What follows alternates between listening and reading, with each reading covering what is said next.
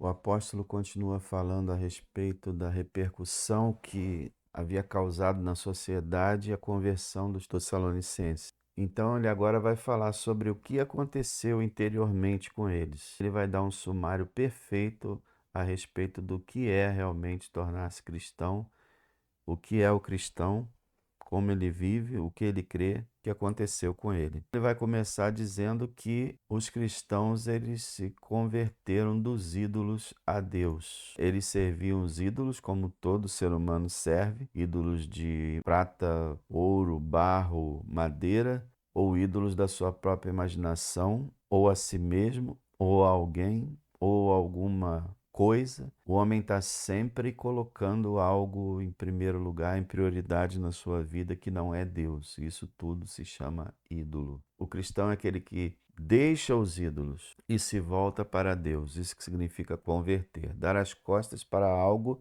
e voltar-se para outro. Deram as costas aos ídolos e se converteram a Deus. Mas que Deus é esse que o cristão se converteu? Ele diz aqui o Deus vivo e verdadeiro. O Deus que é realmente vivo em contraste com os ídolos que são mortos e que é verdadeiro em contraste com os ídolos que são mentiras, são falsos. O cristão conhece o Deus vivo e verdadeiro, o Deus que criou o universo, o Deus e Pai de nosso Senhor Jesus Cristo. Ele tem um conhecimento desse Deus e se volta para ele. O cristão também é alguém que passa a servir esse Deus vivo e verdadeiro. O ser humano, sem ser cristão, ele está sempre pronto a servir a si mesmo ou a servir os outros com interesse. Eles são arrogantes, orgulhosos, egoístas, que vivem para si mesmos. Mas quando ele se converte, ele passa a servir, a ser servo, a aceitar que Deus domine sua vida. Ele passa a servir a Deus através da sua adoração, do seu louvor, da sua meditação, das suas orações, do seu serviço na igreja, dos seus bens, de todas as suas capacidades. Ele passa a servir a Deus para que Deus seja exaltado entre os povos, para que o nome de Deus seja honrado. Um outro fator é que ele passa a esperar dos céus a seu filho. Primeiro, o cristão acredita que Jesus é o Filho de Deus. Ele é o Filho de Deus, ele é Deus com o Pai.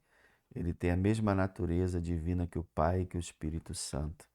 E ele passa a não só crer nesse filho, mas realmente aguardar o retorno desse filho. E essa vai ser uma nota de destaque nessa carta, vai ser o retorno do Senhor Jesus Cristo. O cristão é alguém que aguarda o retorno do seu Senhor, que está esperando os céus se abrirem e Cristo vir em glória e poder para buscar sua igreja, julgar o mundo, ressuscitar os mortos e criar novos céus e nova terra. O cristão é alguém que aguarda o retorno do seu Salvador, que ressuscitou dos mortos. O Deus vivo que ele serve ressuscitou dos mortos a seu filho. Ele morreu, mas ao terceiro dia ele ressuscitou, ele está vivo. Então, o cristão é alguém que crê que Jesus vive e vive para sempre. Mas esse filho que ressuscitou dos mortos, quem é? Jesus, o homem que viveu na Palestina naquele tempo, fez milagres maravilhosos, espantosos, que ensinou como ninguém, que habitou ali naquela terra. Jesus, o Cristo, o Messias, o Filho de Deus. Então, o cristão acredita na humanidade de Jesus e na divindade de Jesus. Ele é Jesus, o homem, ele é o Filho, Filho de Deus eterno. Esse Jesus, o que fez? Como salvou o cristão?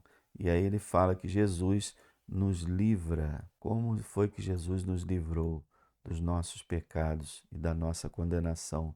Foi através da cruz, através da morte de Cristo, seu Salvador, na cruz do Calvário, quando ele recebeu o castigo que era para ser imputado a nós, foi imputado ao Filho Jesus. Ele nos livra, ele é nosso libertador, ele é o nosso Salvador. Mas existe a crença na ira futura, o juízo final, o dia em que toda a humanidade vai comparecer diante de Deus e Deus vai julgar e condenar aqueles que não aproveitaram a salvação que ele lhes estendeu. Ira futura, juízo final, mas o cristão é alguém que crê que por causa de Jesus, porque o Deus vivo e verdadeiro o enviou a essa terra, por causa da sua morte na cruz do Calvário, Jesus livra o cristão da ira futura. Então, o cristão é alguém que acredita plenamente que o dia da vingança de Deus sobre os pecadores virá, mas que ele será absolvido, poupado da condenação por causa de Jesus, o Filho enviado por Deus, morto na cruz do Calvário para nos libertar, ressuscitado dos mortos ao terceiro dia e que há de retornar dos céus, por isso o estamos esperando. Esse é um perfeito sumário do que é se converter a Deus. Veja quanta doutrina, veja como é importante a doutrina. Uma pessoa não pode se converter sem crer na verdade de Deus.